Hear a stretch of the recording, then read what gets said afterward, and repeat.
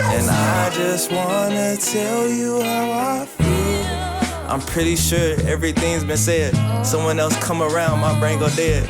Rushing in familiar territory, leaving things unread. All the red flags gone. And we back. We're back. And we're back, baby. You just keep pulling up on us, and we love to see it. So much support. So much They support. love us. They do. And we love y'all. Like, it's just, I don't know. It took us, it's just been coming fast. It's been real fast. It has. Real fast, real it fast. has. We 2 months deep. 2 months deep, bringing you guys content. We got somebody great we want to introduce to you today, too. But y'all see we done put some clothes on today. Right. Now we done got Are serious. you serious? I got my Sunday best on. I forgot my glasses. I was going to put my glasses on. We had to get serious today, put some real clothes on so you can take us a little bit more serious because we want to bring some good information to you. We want to laugh and have a good time, but we also want to share some things to you to figure out how we going to get it. So with that being said, we want to welcome our guest, Mr. Barry Jefferson. Thank you. Well, thank you for the invitation. Thank you. I was excited when they said you was available. Oh, I make myself available. Always for young people. Don't say that to me. I do. I'll be Always calling. for young people, I make myself available. Okay. They're our future. Yes. Yes. Definitely the future, and we trying to figure out how to present. become a leader. Yes. You know, to be able to take our people into the next phase of what thing's gonna look like. Yes. Trying to figure out how to get it. Trying to figure out how to get it. That's our whole entire platform. I'm going to give it to you, too. So Don't get me excited before we get too deep into what we got going, because I'm feeling good. I'm feeling good vibes. Mr. Barry Jefferson is the president of the Jacksonville, Arkansas NAACP. He was the first elected as president in 2018 and is now serving his third term as the branch president. Congratulations with that. Mr. Jefferson was elected as the NAACP Arkansas State Conference President in September of 2023. He does a lot in the community. Yes. He does a lot. My man is on nonprofit consultations, business development, leadership training, board training. He does a lot across the state of Arkansas. He currently is the director of environment service with Cardi Cancer Center. yes. That's really great. Yes. Yes. That's And really made good. time for us today.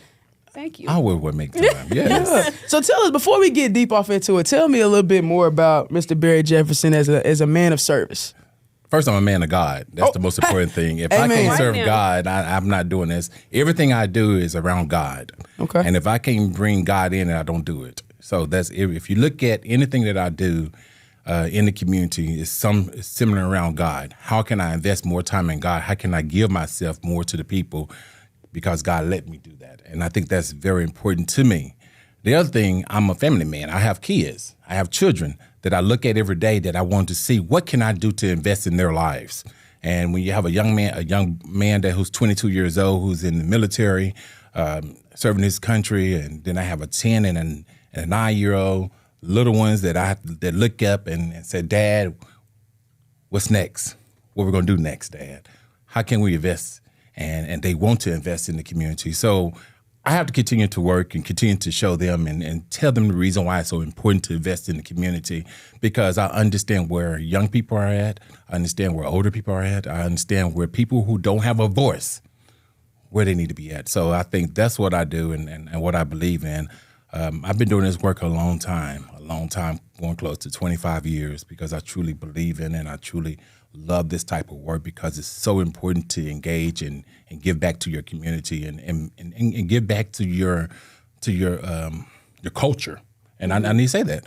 And a lot of us don't, and we forget about where we came from. Amen. And I want to know I know where I came from, and I want to make sure I give back to the community that I was raised up in and continue to invest in that. Right. So you said one thing there where you said you have a 9 and a 10-year-old, and they're already saying like, Dad, how can we serve? Yeah, I have both of them as members of the NAACP. Really? 9 and 10-year-old, they life members. Okay. So my son in the military, he's a life member of the NAACP. So my wife is a life member of the NAACP. But my kids, the reason why they want to give, it's because they truly believe in it, and they talk about it at school. They talk about it with their friends. They talk about it in the community. Look, they ain't with me today. They usually hang out with me. Everywhere Hey, they could have pulled up. We would have had them. I'm serious. They hang out with me today. When I have my talk show, they was with me on the talk show. And I think that's so important. When I had my first episode of my talk show, I had a young man named Jalen. He was on my talk show. He was 17 years old. His goal was to run for mayor of Earl, Arkansas. He did it too. Did he not do it? Yeah, he did. He did it and he won. He did. And I truly believe, and that's why I like to invest in young people, because I look at my children and I see how can I instill in them to invest in other people. So when my son see someone on the corner that need $1, he gonna give them $1.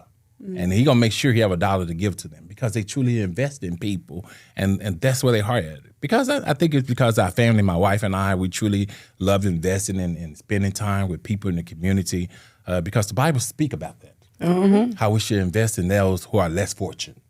And I truly believe in that passage of the Bible, because if you don't believe in that passage of the Bible, investing in people who don't have voices, who don't have, and who are in need and things like that, we are not serving who we need to be serving, and we're defeating the purpose of the work that we are doing on a daily basis.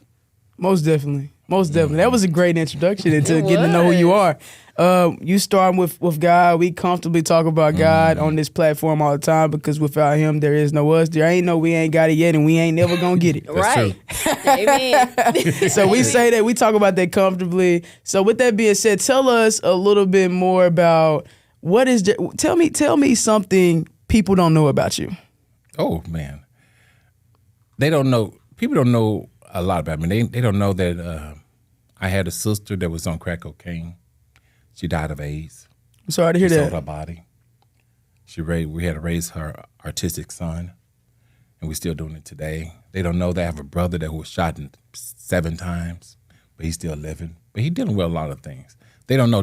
People think when they meet me, I must came from a nice community with wealthy parents and stuff like that. Just see the outer and who you are today. I'm strictly from the hood off Battery, banging in Little Rock. Rep I your don't know hood. nothing about that. Rep your hood. What hood you from?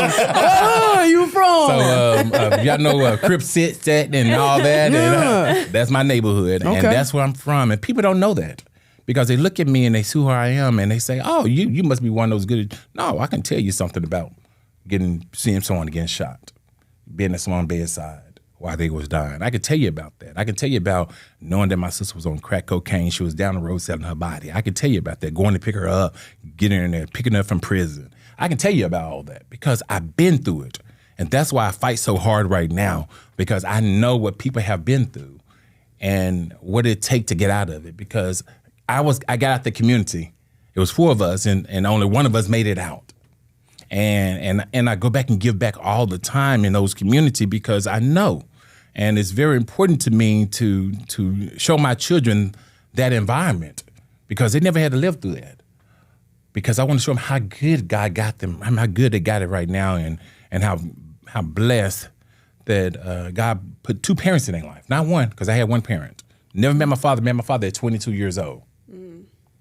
Mother walked to work. Never drove in her life. Still don't drive now. And I can tell you those stories that people don't know about me. So, and I think that's very important, that people have to really know there's something deeper. And I tell people every time I go out and speak somewhere, I say, you really don't know the true Barry. If you don't know that story about Barry, you don't know Barry. Only a few people know that, and those are my friends that know the stories about Barry, know where he came from and what he had to deal with.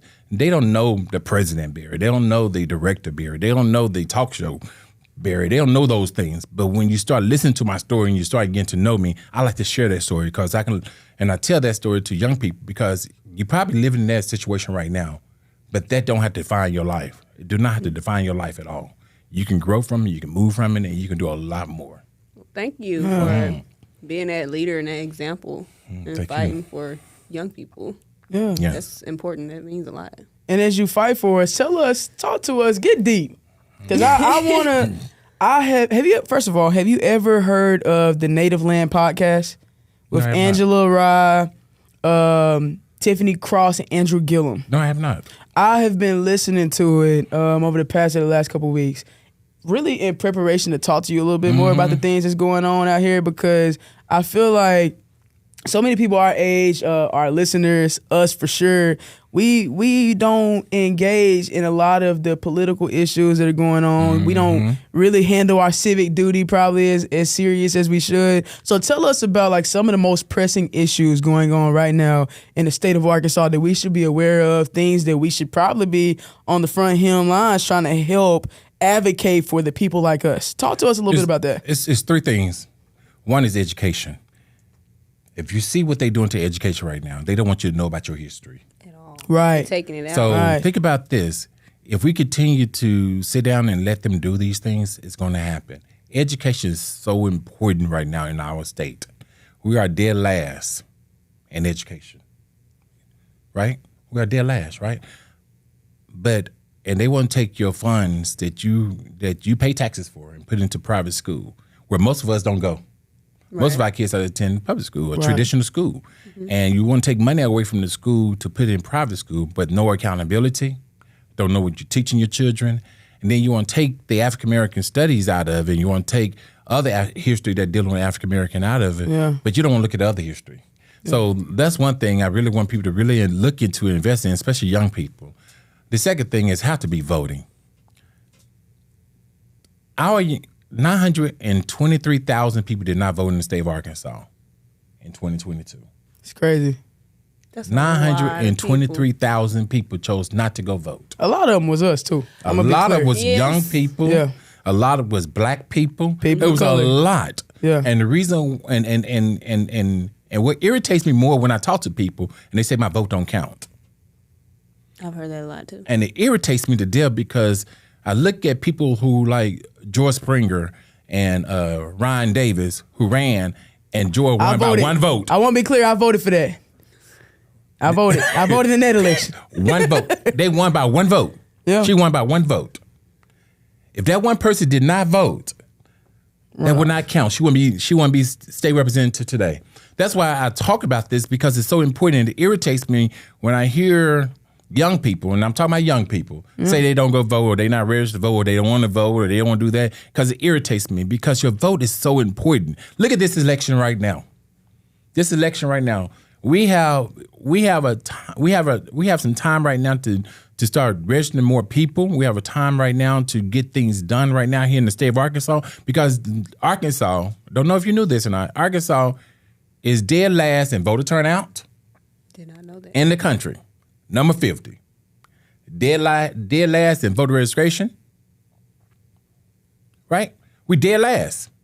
Arkansas is dead last in young people voting. Why? Because we choose not to go vote. We choose to sit down and let people make a decision for us. Then we want to complain about it because we chose not to go vote. Every time. It irritates me to death when I see things like that. And that's what young people can do. This is your duty. This is your civic duty. Everybody have a right to vote. But you have to take the initiative to go and get registered to vote. So I highly encourage everywhere I go. If you look at my backpack right now, I got voter registration cards because I don't leave without them. Just like my wallet. I don't leave home without my wallet. I don't leave home without a voter registration card because I want to register people to vote on the spot because I think that's important, right? The third thing, because you told me to give you three things. The third thing voting, we got you. Is community involvement. Young people are not involved in community like they should be. And when I say involved, there are issues that's going on in our community. There's issues that happen in our community, and we don't have young people doing it. We have people who are 70 and 80 years old out there trying to take care of the community, and we don't have young people out there. And I think that's what we need to do, because y'all are our leaders. And I tell them all the time, you are our leaders. And because I won't be replaced by one of you all as president. Because I think we older people, when I say older people, I'm talking people over 40, and don't get mad at me when I say this. My friend says over 40. People are over 40. It's time for us to sit back and start training our young people to take our places because we need to hear their voices.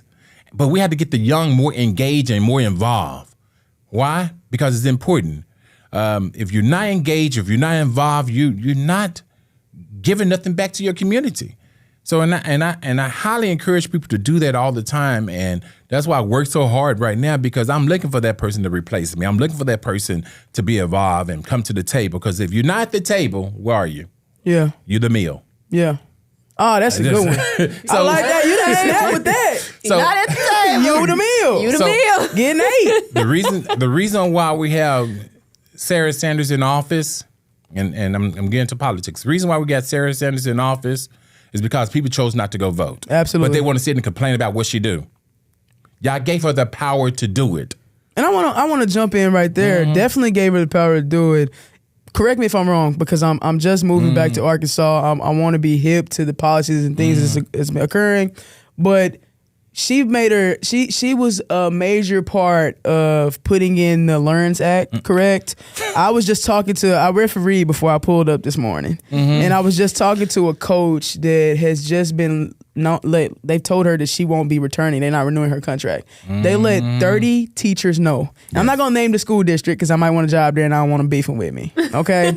But 30 teachers, not just coaches, but core teachers. That's math, that's English, that's science. Yes. 30 core teachers will not be renewing their contract. Where you going to get them teachers at? Because to be honest, the school is in it's an urban neighborhood. It's its opportunities are not great. The kids they're struggling. They need people who really care. So where you gonna get 30 people to come in and replace them people that you letting go? So the LEARNS, okay, I told y'all before, I'm a little green to what is that? And just for me and other people that may not know, like I don't. The LEARNS Act is a law they just passed to change the education system in the state of Arkansas. Okay. Where they are trying to. The goal was to try to better the education system in Arkansas. They made a lot of different rules, things that you can do and things you couldn't do. That's where I said where they bringing in private schools. Where private schools, if you choose, they want to do choose school choice. We always had choose school choice. Had never left. We always had it, but they want to be able to be. If you're a parent, if you want your child to go to private school, yes, I would take that money that it needs to be at your school district that you're assigned to. You can get that money, and you can take that money to the private school. Not only that, but the catch on that is this here. So if that school district get mad at you and don't want you in there, they take your money, but they kick you out of school October the 1st. Mm-hmm. Why they do that? So you can go back to your regular school with no money, but they get to keep the money. Oh, okay. So I want people to educate themselves. Not only that, it's talking about, they had a lot of things in there. They talk about The teacher $50,000 rights. The $50,000 pay increase was tied to the LEARNS Act too, is right? The $50,000 pay increase, but you don't want to get me started on that. But it's $50,000 Talk to me now. It's a $50,000 pay increase that they want to give to all teachers, first beginning teachers, old teachers that have been there for years, but you have teachers that have been there for 40 years, 20 years, 30 years that's getting paid less than $50,000, and new teachers coming in making $50,000. So they don't look at the 10 year. Now, I ain't gonna knock that now. What my biggest issue when I look at the salary discrepancy is that some of the districts really can't afford that pay increase. Talk about that too. And it's about, if you go look at the steps at some districts, and because I'm always looking at the salary stuff. Me too. When it dropped, it's like I'm currently getting my doctorate. And for someone with a doctorate at one of the districts in the state of Arkansas, you got to have 7 years before you can get a pay increase after that $50,000. Who finna do that? Yeah. You ain't never got to worry about me. but You ain't got to worry about me, baby. But not only that, is just think about these little small school district, the rural school district that can't afford the $50,000. Yeah. Because they say, hey, we're going to support it for the first year or two or whatever. But after that, how they going to pay for it? That's true. How they going to pay for it? I met with a school board down in Lafayette County. And if you know Lafayette County down in Arkansas, Nevada, is that down in there? Levada, you got Louisville, you got all those little counties down there that's down there in the south of Arkansas, and they have is a majority African American schools, 90% African American at the school and everything. They still trying to figure out how they're gonna pay for it. So we didn't think about that because you said you're gonna do the first year, but what the year after that? There's no state funding. There's no grant that's supplying this. It's still your local taxes paying the teachers, and it's enforced by the state government, but they're not providing supplemental funds for the districts who can't afford it. No, they're not. They said they will, but they would not. They don't have it in the law. No plan. There's no plan. They don't have it in the real. law, and there's no plan. They said they're working on the plan so they can resolve. I don't trust them. And the reason why I don't trust them, if you really was trying to do something better for the state of Arkansas, you would have brought everybody to the table, not just private school teachers. You brought public school teachers, you brought charter school teachers, you brought two former teachers, and brought every retired school district. Retired teachers. You brought the AEA. You brought all those people to this table to figure out how can we make our school district better or our school system in Arkansas better. But they did not do it. Can you put a pin in that? Because Yes. I want because I kind of got a background on it because I have a public administration degree, but I don't know if our viewers or even Consuelo or anybody younger as I am understand how that works. So obviously you bring in a diverse group of voices to be able to make those decisions, but when they come in there, they bring the bill to the table, the people in the state Congress discuss it, they vote on it, that's what it is. Yeah, they discuss it. You have opportunity to speak on it if you choose to speak on it. I spoke against it because I was really concerned about the effect it was happen on rural communities and local in the urban community. I was really concerned about that, so I spoke against it. So the way the system works is this: the governor come out with her plan. This is the governor bill. This is her landmark bill. This is her bill. Her and the State Department of Education come up with a bill. It goes in front of the Education Committee of the state legislature. That's the House of Representatives. It go in front of them. After they get passed through that, it go to the full body. The full body of the legislation vote on it, and that's the House of Representatives. After it get past the House of Representatives, it go to the Senate. So it's a long way to go. It go to the Senate. Yeah, long process. It go to the Senate. Yeah, and go to the Education Committee with the Senate. Go there. They vote on it. Then it go to the Senate. Then the governor sign it. Then it become law. And can the governor, does she have the ability to veto anything that comes to her desk like that? She have a right to veto it. Okay. Then if they do not like it, it can go back to the House and they can support it or they can override it. Okay. And pretty much they had this plan out already and what they was going to do, and they did it. So, and I think people need to learn, and that's why I encourage young people to come down to the state capitol and learn what they do. Can you go sit in on the assembly? Yes, you can go sit in on it. I was up there till 1 o'clock in the morning because I'm nosy. I want to see what's going on. I'm gonna start pulling up on them. Let me see what y'all doing in here. That's the only way you know. Are y'all both registered to vote? Yes, sir. Okay, I was just making sure. I vote, baby. If I don't do nothing else, I vote. But have you voted? Okay, I'll be honest. I have voted before, but I haven't voted every time. Since I've been registered. I don't care if it's a dog catcher race. You need to vote. You need to vote. Because it exercise that. I say that because the reason why I'm saying that is because what it is that when this law came through, it was not many of us in there. And when I say many of us, many African American was not in there. It was not many people who really did not support it because they saw what's going to happen. It was majority of people who supported it in there. And then when it happened, people got upset and they start calling me and say, "Hey, Barry, how y'all let this happen?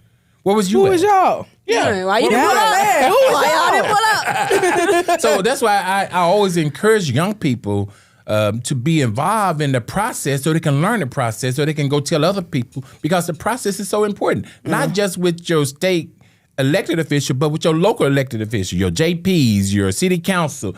All that stuff is so important so you can know what's going on in your community. And if you don't, you're going to be left out. Yeah, and then don't have nothing to say about it. That's the Now, I can't say that. I don't really complain about much if I don't input. If I don't participate, then I'm not going to complain. I will say that. That's not okay to complain, but you didn't try to help. It's a human thing. That's not. That's outside. It's outside of voting. I'm on boards where people always got something to say, but they don't never want to be a part of the solution. That's a human issue. Yeah. But as you bring that, you say that all the time though. Don't bring me the problem if you're not. Yeah, trying to I believe that. Don't give me no excuse if you don't have a solution. Right. Man, bottom line, I live that. I don't want no excuse if you can't give me no solution. Yeah. So it's just like, and that's how I live my life. I don't bring. People will tell you I don't complain about many of things. If I can't come up with a plan to not make it happen, and my staff they know I get on their nerves. Hey, what we're gonna do? Just the plan. Let's get it done. And I mean, because I think we give so many excuses and give them a reason why to fight against us because we always have excuses. Or if you tell me I have to bring my ID, I'm gonna bring my ID to go vote. So you ain't gonna stop me from voting. Oh, I don't have no ID. I'm gonna find me an ID to vote because that's another reason why. And what's so bad about it, they know that we are like that. They know that Well, if I don't got it, I ain't going. They must don't want to go vote. No, I'm going to get my ID. Right, which is why they instill certain stuff like that. Do that on purpose to try to prevent you from going to do it. They have so many processes. And that was a thing in history way back when. You got to be able to read. You got to be able to do this. You got to be able to do that. You got to own land. You got to count the pennies in the jar. You got to count how many pennies we got in the jar. You got to get it right on. I mean, come on now. And this is what they're trying to do. And what we have to do is, and I tell people this all the time, is that every wall they build, we had to find a way to get a ladder big enough to climb over that wall. And if we don't, we're just going to continue to be behind that wall. So every wall you build, I'm going to climb over that wall and find something else to do, because you're not going to stop me. No wall is not going to stop me to, number one, to be involved, to vote, to do anything I want to do, because I think that's important. And I teach my children that. Don't let nothing stop you. That's why they all make A's. Because they know they don't want to hear no excuse about no C's and D's. Amen, baby. I don't want to hear no excuses. I don't play that in my house either. I just don't want to hear it, because why I don't want to hear it, because that's just an excuse. Mm-hmm. I don't want to hear it. You find a way to do it. I mean, my daughter made a B one day, and it was an 89 B. She came home crying. I mean, that baby came home crying. I was like, what's wrong, baby? I don't want you mad at me. I said, what you talking about? Daddy can't be mad. You my baby girl. I can't be mad at you. You're my princess. I love you too much. Yo, you're going to be so upset with me. I made a B. I said, you what? You what? And she said, I said, no, you didn't. And I was like, and I look at it, and the teacher called me, and she's like, Mr. Jefferson, I just want to let you know she worked very hard. I mean, it was just like, because they know how I am. The teacher know how I am. I mean, they know Barry Jefferson. When he come in there, I don't want to hear no excuses, because I know once we start giving excuses, we start failing. Mm-hmm. And I think people have to understand that. And everything we do, we start giving excuses, we start failing, and we start giving ourselves doubt of what we can do.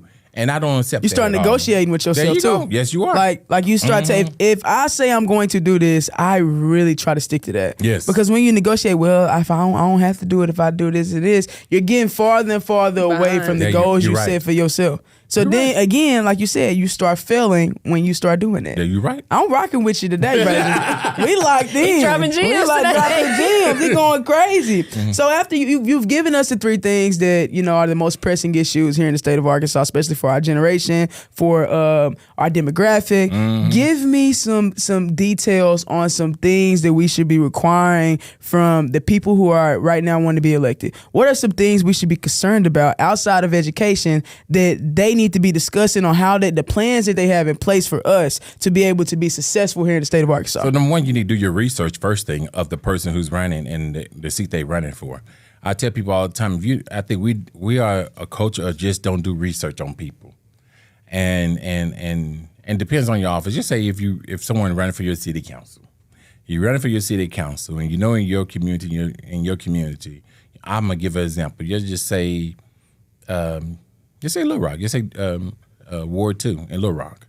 And you look at the Ward 2 in Little Rock, there's a food desert. You should know that. Explain to the viewers what that means. Food desert is where you don't have a major grocery store where you can get food at that major grocery store. You have to go outside your area to spend your money. To spend your money to find food, right? And if you're Ward 2, a lot of people don't have transportation. They depend on the city bus and stuff. So what they usually do, they build these little small mom and pop stores pop up where they can go get junk food or something like that. So they're not eating healthy, right? So they're not getting the nourishments they need and stuff like that. So those food desks right there, so you cannot go find something where you can actually grocery shop and bring quality food home to your children and your family and stuff like that. You depend on the food pantry, or you depend on this and stuff like that to get food, because you don't have a good grocery store in your community. And that's one of the biggest issues I hear a lot when I go to rural areas. Hey, we have a food desk. We had to go 30 miles to go to Walmart, or we had to go 30 miles to go to Kroger's or something. And how can we get a grocery store in our community? Earl, Arkansas, Jalen.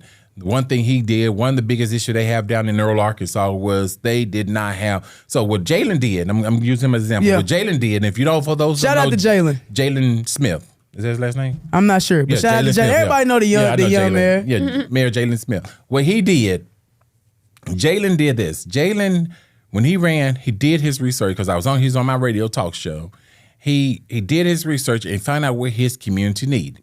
He found out his community need 3 things. Infrastructure was terrible in that community. They didn't have no place to live. They didn't have no apartments in there. They didn't have hardly no apartments in there. They didn't have enough food. They didn't have no grocery store. So there was a food desert, right?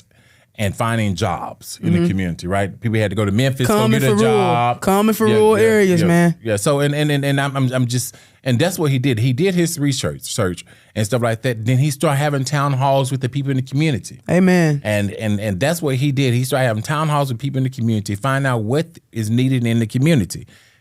And he started checking off his list. So he said, I can make history, number one.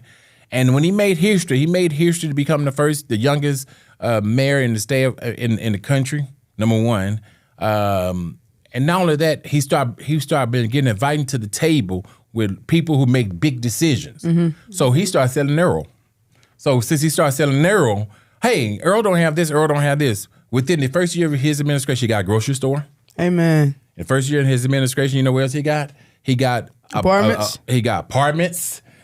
I mean, think about it. He getting jobs coming to his community because he had a plan. He did the research. We don't do research of what we can do, what we need to do in our community. So when you have to ask your question, what we need to ask our elected officials is pertaining to what is hurting our community at that time. That's the local level, that's the county level, or that's the state level. Then you will look at the federal level. I'm always focused on the local level because they can make the bigger impact than anyone else out of anybody, right? So the president can't do so much for us down here, right? But our local officials do a lot more. So we need to look into what our local elections, our city council, our JPs, our county judges, our sheriffs, our JPs is justice of peace, justice correct? of peace. Yeah, just me. I'm sorry. I had to. No, you're good. You got to be clear with us, baby. We trying to get it. We ain't got it yet. Try to get clean. You got to be clear with me. She's talking about some being green and stuff. I mean, come on. It's both ways, right? Yeah. It works both ways. You're right. So then you have your state representative and your state senators. Then you have your governor. Those things right there, we want to educate ourselves on those offices. I forgot one office which is really important, and that's the judiciary office. Those are your judges who make decisions on when you go in front of them. If you commit a crime, if you go to prison, if you don't go to prison, you get probation or whatever. You want to make sure you do your research and see what have they done in their history, so you can be able to ask those quality questions that you need to ask them. Yeah, because they can say anything. They can say anything to get in there. Yeah, but you can't ask a judge what you gonna do about my water leak. The judge don't have nothing to do about your water leak, and I have people do that. Or you can ask the city council about, hey, when you get to the city council, can you pass a law to change voter ID? No, they don't make those laws, right? Those and we have to know what question we need to ask and stuff like that. And you come to NAACP, we'll help you with those questions, so you can identify those questions that is particular to the area that you are in, the office that who running for, so you can know what's going on. Amen.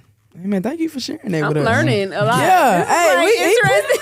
I really feel good about the conversation because I am aware of some of the issues going on. I've been trying to educate myself and be prepared, especially entering the young adult committee. Like, how can I lead if I'm not really aware? Right. But I want to know. I want to bridge that gap where the people who are like me at, because I think I'm pretty educated, but I'm not as deep as I need to be as far as civic duty. Right. So being able to bridge that gap and then bridge, like you said, the 40 plus group, y'all on y'all way out, we need to be getting trained up. Right. You know? And to add on to that, and people who are in that 40 older group, and I'm talking about our 40, 50, 60, and all those, we have to be willing to move to the side. Right. We have to be willing to. And we have a lot of older people that want to. They want to hold on to it. I mean, because the person that who was in as president of the NAACP was in 2 presidents ago. He was in this seat for over 30 years, and he got stagnant. So he felt that he could do what he wanted to do, anything he wanted to do, and to me, you're defeating the purpose. Bringing new people in. He didn't want to really bring new people in. And I love the guy to death, but he didn't want to bring new people in. Then someone come with another idea. They ain't a great idea. So, and when I came on as president, I said, hey, you know what? I need to do things different. We need to get a young adult committee together. We need to get our youth advisors. We need to get them, put them in the forefront of them planning and doing things that we can do. And I want to bring more young people to my executive committee, my executive board, instead of all these gray-haired people who tired, that can't get to do nothing sometime, but they just want a position. I want to bring more younger people. I know. They won't do nothing. But that's how it is, though. Just people in general, love the title. people want the title. They and the power. And it irritates me to death. So I wanted to bring them in. I'm serious. It irritates me to death. So, but I want to bring more younger people in so we can have a vision, so we can be able to grow as a conference, so we can be able to do the things that we need to do out there in the community. And that was very important to me. Yeah. Well, I think we're on our way. The Young Adult Committee, we really been working towards trying to put some things together to order to get some answers to or demand some answers from our elected officials, as well as, try to help the people around our age group get it and to be more engaged. Being engaged is big. I want to spin back to something you brought up on the Native Land podcast. And I got to keep referring to them because I feel like they my news. Right. Me too. You put me on them because a lot of stuff I didn't know until I listened to them. Man, they my news outlet. And one of the things that they discussed on a previous episode, they talked about how, I don't know if it's the federal government is trying to put something together where the congressmen are trying to give that summer EBT to kids. You know what I'm talking about? Where you get that EBT money on their card and they can swipe. They said about half of all the Democratic governors are down. Half of the Republican governors are not. And some of the things that they said and was able to play on the podcast where people are saying was so outrageous to me. For instance, they're afraid kids gonna get obese. True. Kids are living in the food deserts. There you go. They don't got no money. They don't have the grocery store to go get the correct foods that they need. For instance, as an educator myself, kids get their breakfast and they get their lunch at school every single day. Their moms and their dads or whoever raising them are only responsible for one meal. Yes. When they're at home, and I got 2 kids at the crib. My nephews live with me, my twin nephews. They 14 years old. Them jokers eat you out of house and home, baby. So tell us do you know anything about where Arkansas sits right now? Is that something that our governor is down for? No, she don't support it? She don't support it. She don't support it. She don't support Medicaid for the needy. She don't support it. She's trying to cut all that out. And the reason why, and that's important, I'm glad you said that because I came from that era where we only had where I was getting free reduced lunch at school. Me and my brothers and sisters. I was a free and reduced lunch baby too. So I had that breakfast. I had that breakfast, and I had that lunch. And I was tearing it up. You want yours? Steak. You want your cornbread? It was like a steak to me. I was really enjoying it too. And sometimes, because my mom, again, raised by a single parent, she didn't have the money. I mean, we go home and eat, and I tell my kids this all the time. I used to eat mustard sandwiches. Woo! I had a bologna. I had a slice of bologna. I had a slice of bologna. No mustard in the bread, baby. You got it. I'm serious. We had mustard sandwiches, and I went home and had to do those things because I know my mom didn't have it, right? Yeah. And when she got her food stamp, it lasts to she had 4 kids and 3 of them was boys. Uh-oh. And 1 girl, right? That says enough. So we got home, and I hear this story all the time. And I get my story. I got home after getting the food stamps, and she buying food and going. And what's so bad about it, we was lucky enough to live right beside the grocery store. So we used to walk over there, and all 5 of us walking with grocery bags in our hand, and we're happy because the first of the month came. We got groceries and everything, but it run out before the end of the month, right? Right. So my mom had to come up with something to feed us. Sometimes she don't eat, so she can feed her kids. So I mean. And I tell that story for a reason because our governor and our elected officials don't realize what kids have to go through. That's because they're not from our communities. Yeah. How can you represent a people? We had it on the previous podcast. How can you represent the people and be for the people if you're not of the people? You don't understand your constituents. You don't know what's going on. You got to get out here and get a real feel. I applaud Jalen for going out there and welcoming his constituents to the table. Right. What do we need? Right. What is, because you are an individual who you come from more fortunate spaces. How can you speak for an entire state of people and say that one of the governors that they spoke about said that EBT program for summer is only going to feed a few? The number for the few was over 400,000 kids that you consider the few. And I totally agree with you 100% because you come from a state that is, number one, it's a poor state. And many of your constituents in this state are below the poverty level, income level. Right. You know that for a fact. There's no ifs, ands, or buts. You know a lot of your community don't have a food store in their community. You know that a lot of people in your community don't even have a healthcare center in your community. First of all, what the jobs look like in the state of Arkansas? The jobs look pretty good. They the job they look okay, but the problem is people can't get to the jobs to get the job done. Then you don't want to provide training for them to get the training so they can get the job done. I mean, down in Crossett, Arkansas, they have a plant that just got shut down. Got shut down, but I think they have another. Maybe it's in Marion, Arkansas. I'm getting my place. Marion, Arkansas. They have a plant that's just got built there, a steel plant that you can go there and make it $100,000 a year.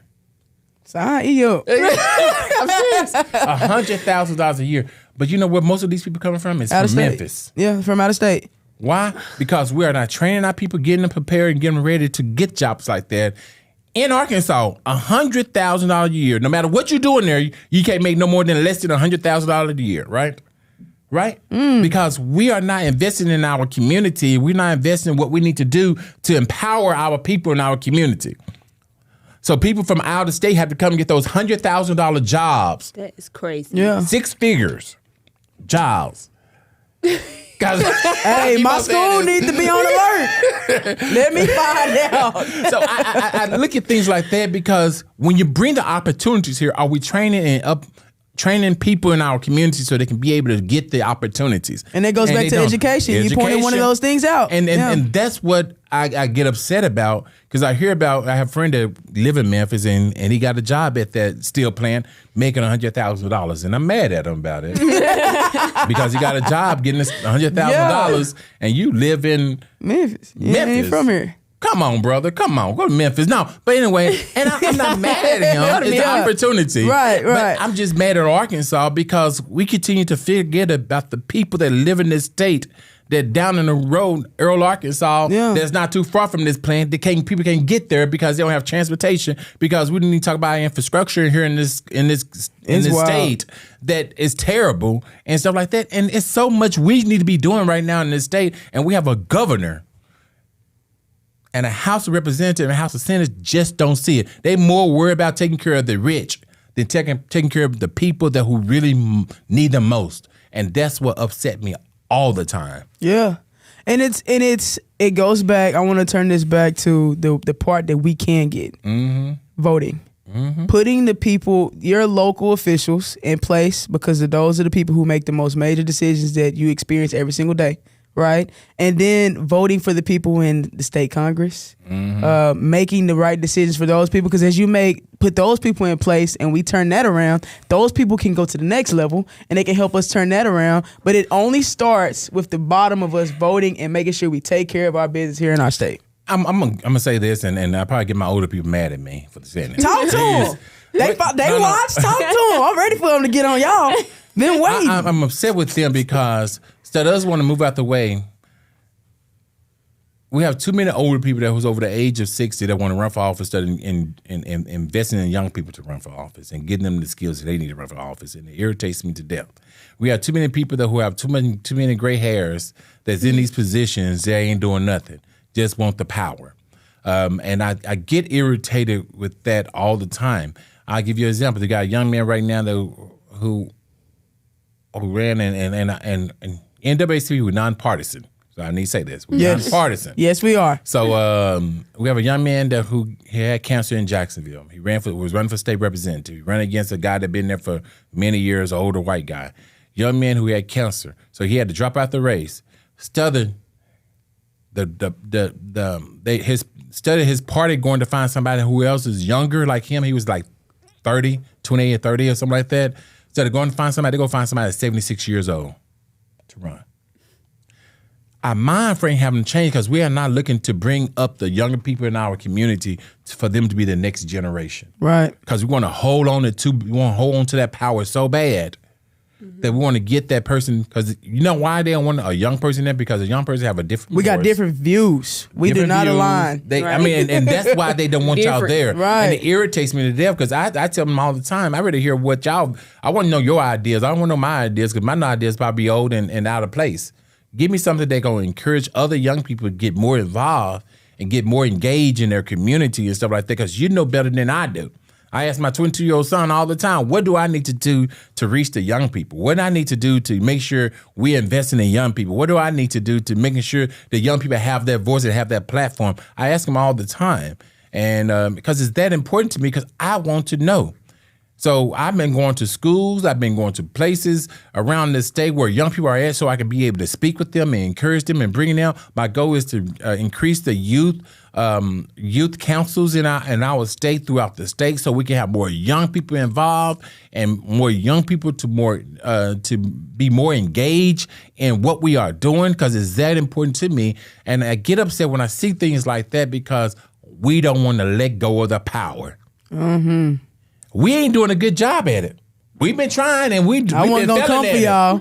We ain't doing a good job at it. We terrible at it. The reason why Arkansas is the way it is because us older people, right? The reason why we have an education system that is not working for all, because we got too many older people in there that making no decisions, don't know nothing about it. Trying to live in the past. That's why we failing. That's why we failing, because Arkansas is one of 7 states, maybe 12 states in the state in this country that don't have an online voter registration. They're the only state. What's the issue? The way you get registered to vote is by paper. By paper. You cannot go online and register yourself to vote in the state of Arkansas. Why is that, though? Because they haven't changed their mind frame. They feel that, I think that somebody's going to steal somebody's identity. Or I feel that they're going to do something different. I mean, we have to get out this mind frame and figure out what can we do with technology that can bring more people to go out and vote. Because the paper ballot is not working. It's technology. That's what's I'm gonna tell you my perspective. I'm sorry. Finish saying what you're saying. I'm sorry. No, I was just saying how technology. That's what's gonna draw. That's our generation. Our age. Yes. We don't. Paper. We ain't trying to go pull up and do all that extra like stuff. Just get it. Get your phone. I don't even carry cash. And me either. It's my Apple Wallet, baby. Tap. Right. Y'all got tap. I got That's tap. what I'm saying every time. Tap. I mean, thank God for my son.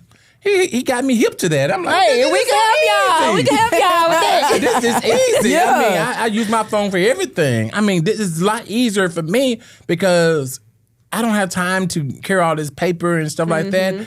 Now I'm in this mode of, hey, we need to do more electronic stuff. Hey, right. I mean, even our state conference, I get on them all the time. I was like, y'all still talking about checks. Nobody write no checks no more. When I signed up for the thing I think next weekend we got the NAACP meeting downtown. I was like, a check. And I was fussing about it. I hit up the youth young adult committee chair, and I'm like, Kiana, a check? I said, what? They want me to go to the bank and get a temporary? A check for $5. For $5. For $5. Make sense.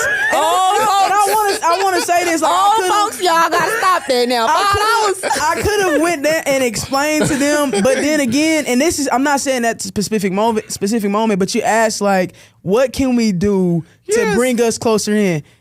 Innovate. Yes. Innovate. Be welcoming. Yes. Be welcoming. One thing that I experience all the time in education, and I'm working my way up the ranks because I really want to be a part of how we gonna get it in everything that I do. Mm-hmm.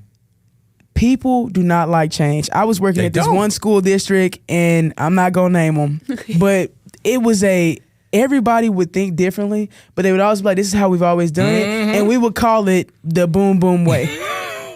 The name of that city, the boom boom way. We would just, everything that just didn't make sense. That's the way.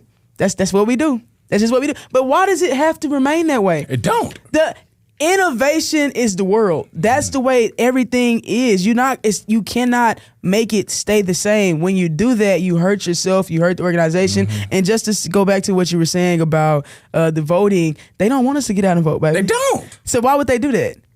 Gatekeeping. I mean, and again, and I'm glad you said innovative because I'm a true believer in that. Because we're gonna get away from that checks. I told them that the other day. We're getting away from that checks because we ain't gonna be able to reach the generation we need to reach by doing the same thing we did in 1948.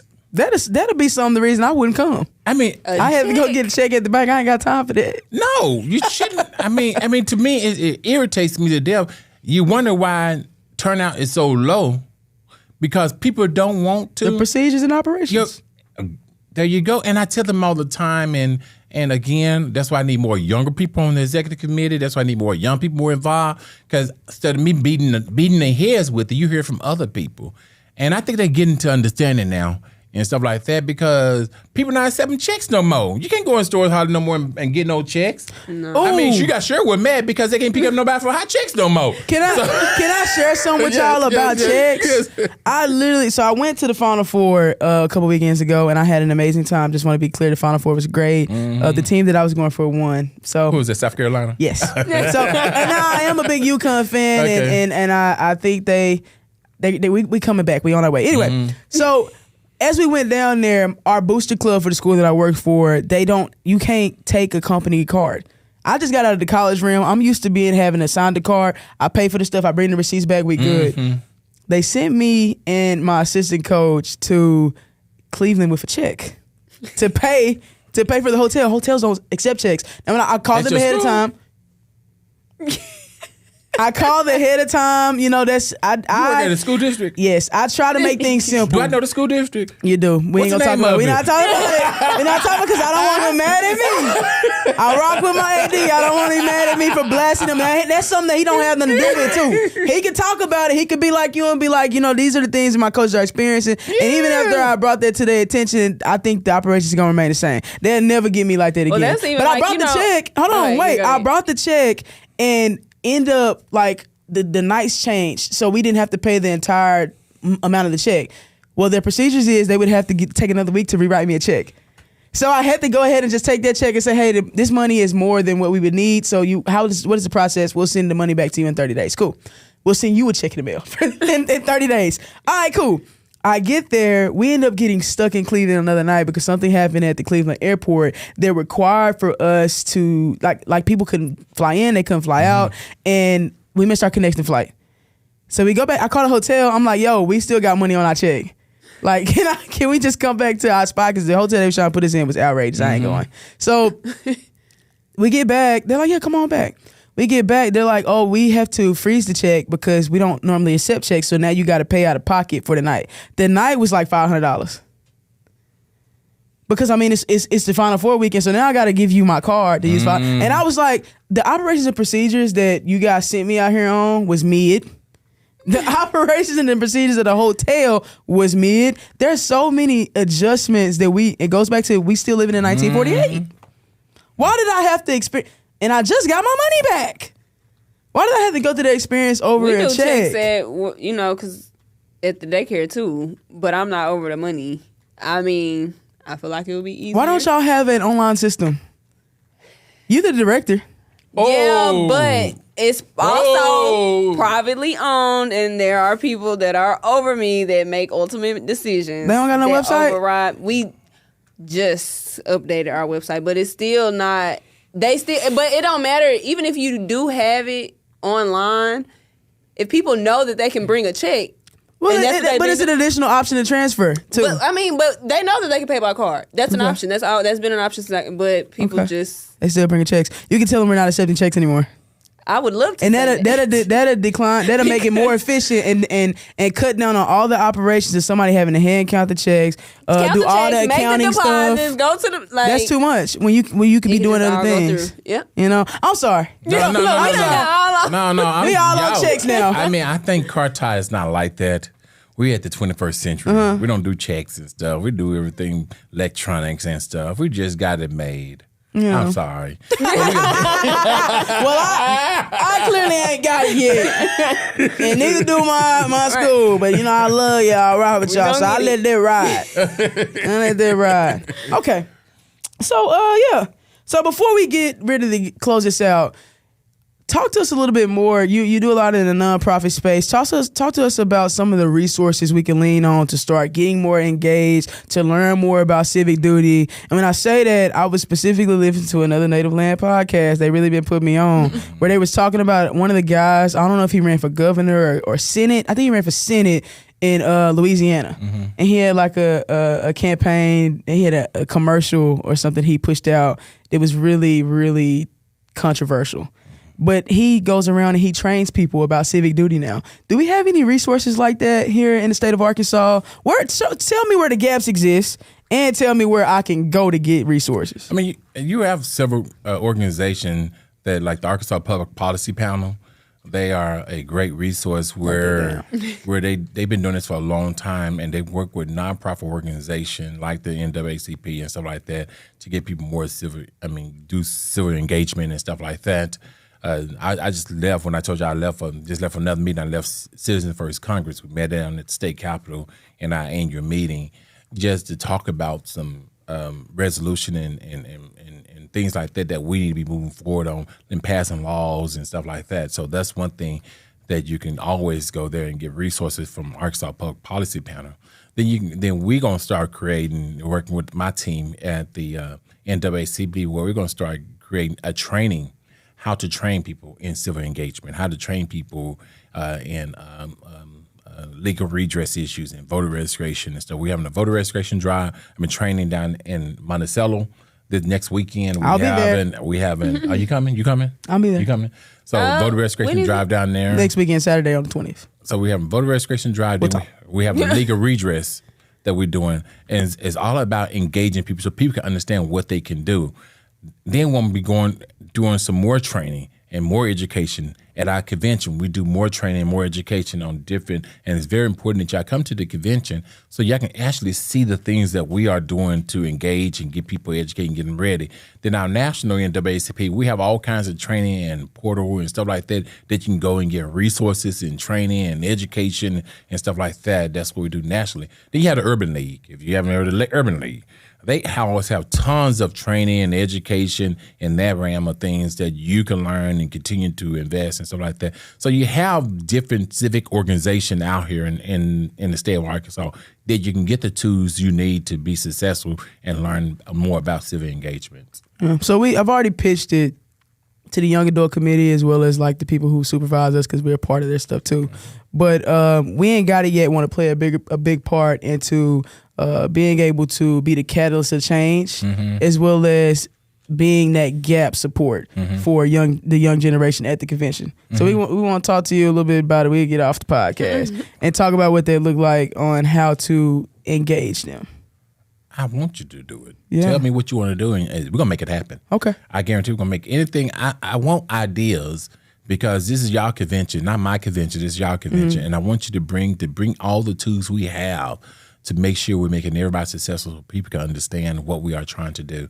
And I think this would be a good opportunity. Okay. Well, the young adult committee just put a report in with some of the things that we're working on, and that's on there. Yes. So we'll bring you to our next meeting so we can discuss that. Yes. She don't know it, but she finna get on there. We ain't got time. She a member? And she finna be a member. I don't know. I already make clear that she lives in Northwest Arkansas. I don't know where her chapter would be up there.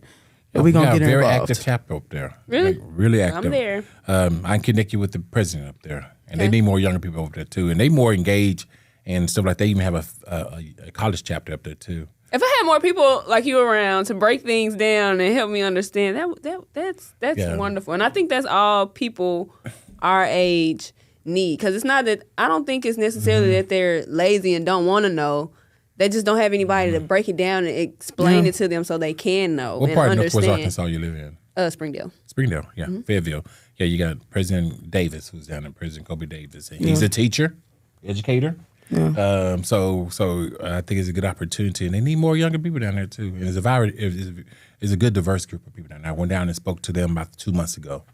So I want to make sure I connect you with them. This was fun, though. Yeah, you have my word. I'm going to make sure I do my research, and I'm going to vote and learn and understand. And go be a member today. And be a part. You can do that online. Really? She didn't tell me that. That's a fact. She didn't tell me that part. I didn't know. You can do that online. I didn't know.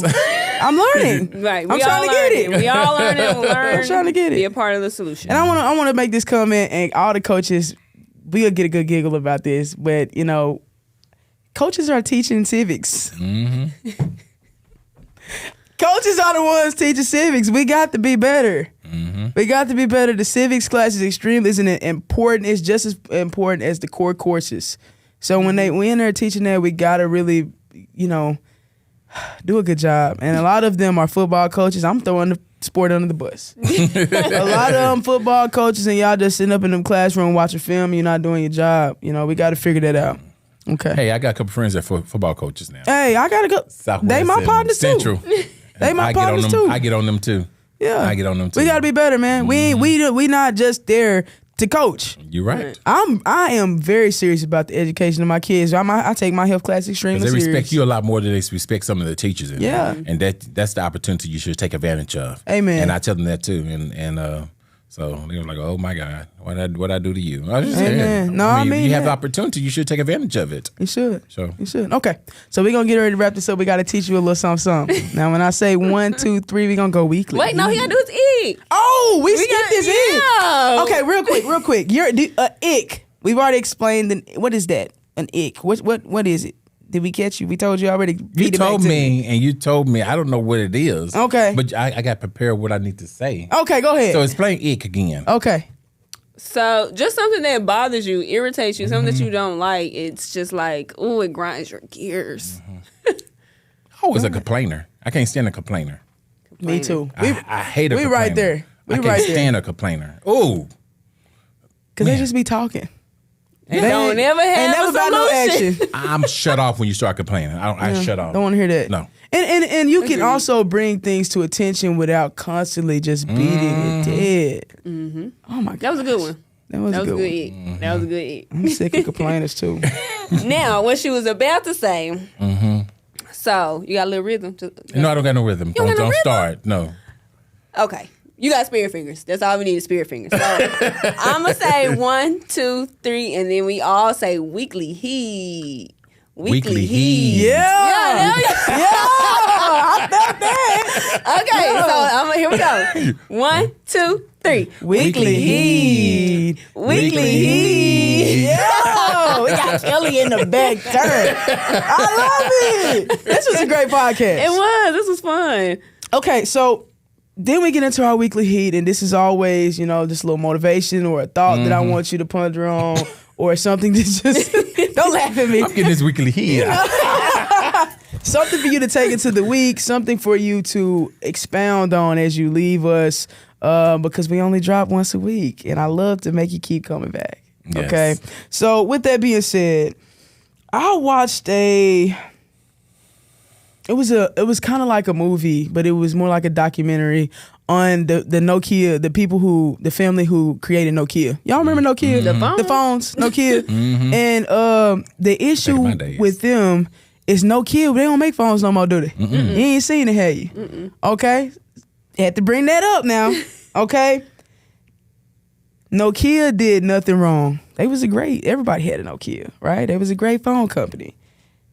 But the issue was they still lost, didn't they? They ain't around no more.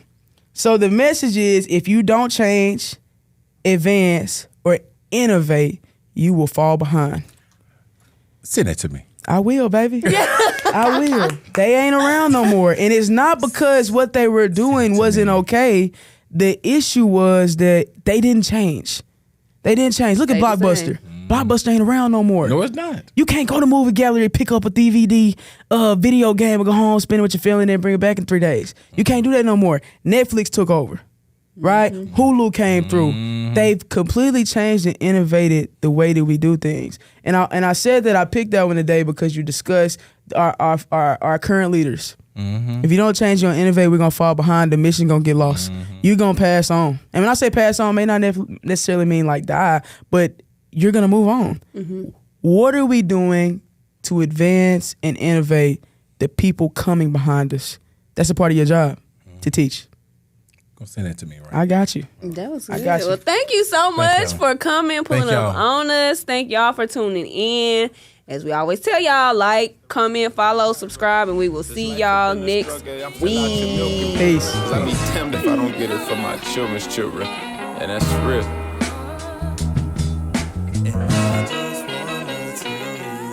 Tell the truth, how I feel, like I'm the only one that's real. Can't be the only one that feels like holding you real tight till midnight. Tell me how you miss free throws, that's 3 points on the field. You think about another nigga, wanna be unfair for you, you'll go feel.